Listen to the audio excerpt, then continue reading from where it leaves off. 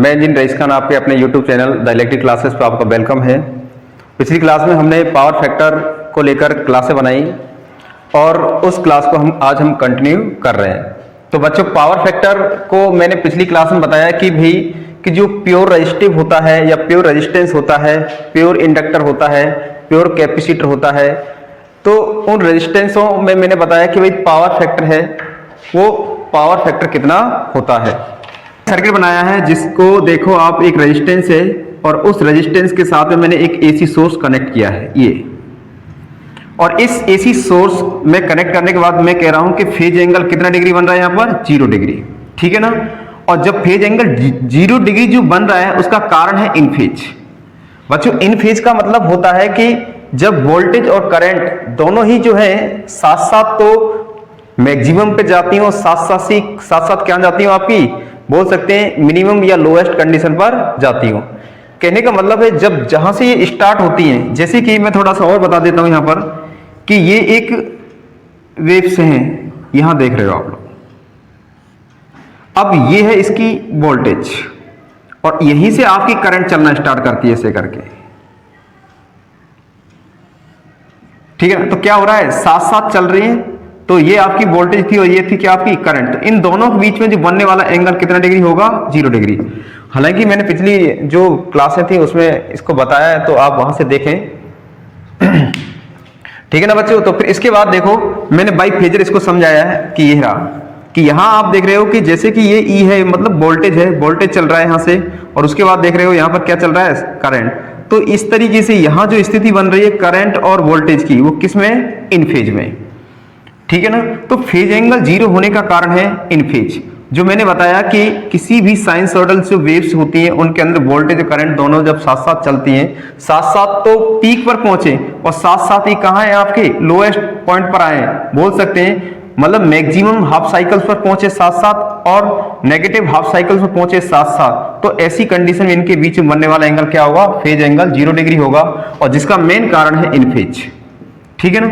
इन phase जो होता है, इन दिस कंडीशन, इस स्थिति के अंदर क्या होता है कि जो एक्टिव पावर होती है, कौन सी पावर, एक्टिव पावर जो होती है बच्चों,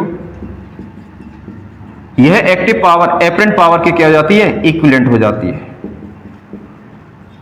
जब ये इक्विवेलेंट हो जाती है तो क्या स्थिति होती है, देखो cos phi equal to R upon Z equal to kilowatt upon kV। तो मैं किलोवाट अपॉन किलोवाट करूं तो पावर फैक्टर वैल्यू कितनी आ रही है, 0।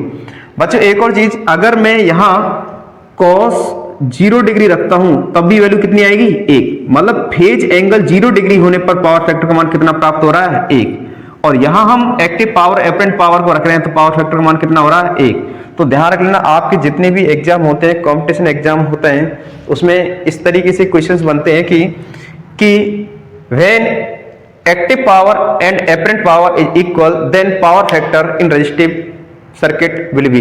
तो option A unity, option B leading, next lagging, next none of the. तो आंसर क्या आएगा आपका, यूनिटी पावर फैक्टर, यूपीएफ। तो यहां क्लियर हुआ कि एक प्योर रेजिस्टिव है आपका, एक प्योर रेजिस्टिव है आपका, प्योर रेजिस्टिव या प्योर रेजिस्टेंस है, तो उसमें पावर फैक्टर हमेशा कितना होगा, यूनिटी होगा, यूपीएफ होगा, जो बेस्ट होगा, अच्छा होगा। और इसकी मेन रीजन है पावर फैक्टर यूनिटी होने के कारण इन फेज एंगल 0 होना और एक्टिव पावर एपरेंट पावर के बराबर होना। अब बच्चे यहां पावर लॉस देखते हैं। पावर लॉस का आप फॉर्मूला जानते हैं सभी, P equal to I square R, ठीक है। जब अगर एक प्योर रेजिस्टिव है, और जब प्योर रेजिस्टिव है तो डेफिनेटली वहां पर रेजिस्टेंस का मान क्या होगा, 0 होगा। जब उसका मान 0 होगा तो मैं यहां 0 वैल्यू पुट करूंगा, तो बताओ पावर लॉस कितने होंगे, 0। कितने होंगे, 0, ठीक है ना बच्चों। अब यहां पर देखते हैं पावर, इस प्योर रेजिस्टिव जो है आपका या प्योर रेजिस्टेंस है, इसके अंदर जो पावर होगी बच्चों वो क्या है, आपकी power P equal to E R M S into I R M S cos 0 degree. तो आप सब जानते हो cos 0 डिग्री की वैल्यू कितनी होती है, 1। कितनी होती है बच्चों, 1। cos 0 degree equal to 1। मैं जब ये वैल्यू यहां पर पुट करता हूं तो आपको पता है क्या आएगा, power P equal to E R M S into I R M S. तो आपका जो प्योर रेजिस्टेंस है, इस प्योर रेजिस्टेंस से आपके जो क्वेश्चंस का फॉर्मेट बन रहा है वो क्या है, पहला क्वेश्चन कि एक प्योर रेजिस्टेंस जो होता है उस प्योर रेजिस्टेंस में रेजिस्टेंस की वैल्यू कितनी होती है, तो आपका आंसर आना चाहिए 0, ठीक है। दूसरा जो क्वेश्चन का फॉर्मेट बनता है कि एक प्योर रेजिस्टिव एसी सर्किट के अंदर फेज एंगल कितना होता है, तो कितना होता है बच्चों 0 डिग्री। फिर पूछता है कि एक प्योर रेजिस्टिव सर्किट होता है, उस सर्किट में जो एक्टिव पावर जो होती है एपरेंट पावर की होती है, क्या होती है इक्वल, क्या होती है इक्वल, किलोवाट बराबर केवी। फिर क्वेश्चन करता है आप लोगों से कि एक प्योर रेजिस्टिव सर्किट जो होता है उसमें पावर लॉस कितने होते हैं, तो बच्चों पावर लॉस कितने होंगे 0, कितने होंगे 0। फिर पूछ सकता है एक प्योर रेजिस्टेंस जो होता है उसके अंदर बच्चों पावर की वैल्यू कितनी होगी, तो क्या होगी आपकी ERMS इंटू IRMS। ठीक है ना बच्चों। तो इस तरीके से आपकी क्वेश्चन का फॉर्मेट बनता है, यहां से बनता है। और अगर और भी पूछता है तो वो फेजर से रिलेटेड पूछ लेता है। फेजर आपको दे देगा और फेजर से देने के बाद में पूछेगा कि बच्चों कि इस फेजर से, किससे, इस फेजर से आपको किस सर्किट के बारे में जानकारी दी जा रही है, तो कौन सी दी जा रही है, प्योर रेजिस्टिव सर्किट के बारे में जानकारी दी जा रही है। ठीक है ना। तो ये इतने सारे 1 2 3 4 5 6 सवाल आपका बनता है।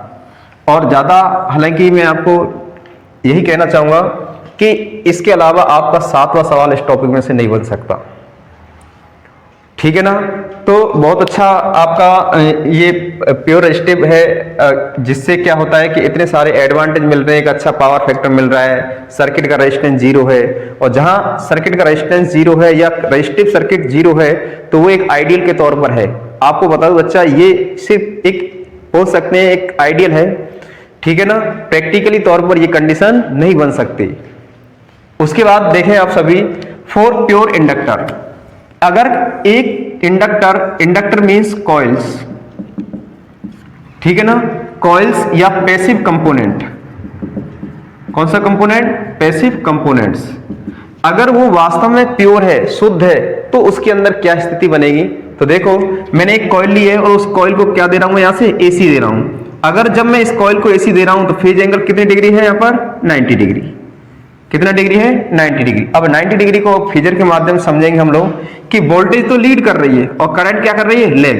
तो वोल्टेज क्या कर रही है, लीड, और करंट क्या कर रही है, लेग। इसका कारण क्या है, देखो अगर एक प्योर इंडक्टर है, उस प्योर इंडक्टर को AC सप्लाई दी जा रही है, फेज एंगल 90 डिग्री बन रहा है, वोल्टेज लीड कर रहा है, करंट लेग कर रही है, और इन दोनों के बिटवीन में 90 डिग्री का क्या बन रहा है, एंगल्स बन पा रहा है। तो क्या कारण है, कारण है बच्चों जब हम कॉइल को AC सप्लाई देते हैं तो कॉइल क्या करती है, सबसे पहले अपने अंदर एक इंड्यूस्ड EMF जनरेट करती है।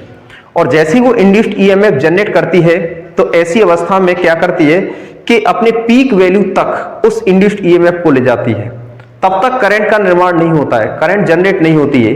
जैसे ही वो अपने वैल्यू को नीचे की तरफ ले जाती है तो करंट क्या होती है, जनरेट होती है। और जैसे ही करंट जनरेट होती है तो आपको पता है कि वोल्टेज का जन्म ही जब हो रहा है, करंट का जन्म ही जब हो रहा है जब वोल्टेज पहले जन्म ले चुकी है। तो इस वजह से क्या है कि हमेशा ही वोल्टेज क्या करेगी, आपकी लीड करेगी और करंट क्या करेगी, लैग करेगी। अब यहां से देखो आप लोग फेज एंगल कितना डिग्री है, π/2 इक्वल टू 90 डिग्री। जब π/2 इक्वल टू 90 डिग्री होगा तो cos 90 डिग्री बराबर क्या होगा बच्चे, 0। जब cos 0 डिग्री होगा तो cos φ इक्वल टू R/Z। अब बच्चों यहां पर आप देख रहे हो पावर फैक्टर की वैल्यू जो है, आप लोगों को यहां पर क्या दिखाया, यहां पर पावर फैक्टर की वैल्यू क्या है, 0। तो पिछले वीडियो में मैंने बताया भी था आप लोगों के कि अगर प्योर इंडक्टर है आपका, और प्योर इंडक्टर जब है तो उस प्योर इंडक्टर के अंदर पावर फैक्टर का मान कितना होगा, 0 होगा, जो लोएस्ट होगा। और उसका मेन कारण है पावर फैक्टर का 0 होने का कारण वो मैंने आपको बताया, ये कि वोल्टेज क्या करती है, लैग करती है, करंट क्या करती है, वोल्टेज क्या करती है, लीड करती है, करंट क्या करती है, लैग करती है। कितने डिग्री का एंगल बनाती है, 90 डिग्री। जब 90 डिग्री का एंगल बनाती है तो वहां पावर फैक्टर वैल्यू कितनी हो जाती है, लोएस्ट। ठीक है। तो पावर फैक्टर वैल्यू कितनी हो जाती है यहां पर, 0। तो ध्यान रख लेना, ये प्योर इंडक्टर जो होता है उसका पावर फैक्टर मान कितना होता है, 0। अब बच्चों यहां देखो, अगर प्योर इंडक्टर है, प्योर रेजिस्टिव है, तो वहां ये डेफिनेटली है कि वहां पर रेजिस्टेंस का मान क्या होगा, उस सर्किट के अंदर क्या होगा, 0 होगा। जब 0 होगा तो इस तरीके से पावर फैक्टर का मान क्या दिखाई दे रहा है, यहाँ पर 0। तो इस तरीके से हम यहाँ ये भी कह सकते हैं पावर फैक्टर मान कितना होगा, 0। अब बच्चों देखो कि पावर लॉस जो होते हैं, अगर इस प्योर इंडक्टर के अंदर पावर लॉस को जाने हम लोग, तो पावर लॉस कितने होंगे यहाँ पर क्या होंगे, जीरो होंगे। जब रेजिस्टेंस का मान ही जीरो होगा तो पावर लॉस क्या होंगे बच्चे, यहाँ पर जीरो। अब आती है यहाँ पर पावर की, कि अगर प्योर इंडक्टर है तो उस प्योर इंडक्टर के अंदर पावर कितनी होगी, तो P equal to E R M S into I R M S cos five. जब इसकी वैल्यू ही जीरो होगी तो पावर क्या होगी, यहाँ पर जीरो। तो बच्चों हमने इस पावर फैक्टर क्लास 05 में हम लोगों ने दो बोल सकते हैं कंडीशनों के बारे में जाना, कि अगर एक प्योर रेजिस्टिव सर्किट है और अगर एक प्योर इंडक्टिव सर्किट है तो उनका power factor, power loss, phase angle क्या होंगे, जो आप लोगों के सामने है। तो बच्चों सभी स्क्रीनशॉट ले लो, लेना चाहो जो, और इस क्लास में जो भी आपको मैंने जानकारी दी है वो जानकारी को आप अच्छी तरीके से अपने ऊपर गहन अध्ययन करें और पढ़ें, और कंपटीशन या फिर आप जैसे भी नॉलेज को इकट्ठा कर रहे हो तो इकट्ठा करें, जिससे हम लोगों को ऐसा लगे कि हम लोग अच्छा काम कर रहे हैं, और हमें कमेंट्स और लाइक एंड सब्सक्राइब को बनाए रखें। ठीक है बच्चों, मिलते हैं नेक्स्ट वीडियो में। जो भी इसके बाद में जो बचा हुआ है, नेक्स्ट बचा हुआ है आपका प्योर कैपेसिटर, तो उसको हम जानेंगे। ठीक है बच्चों।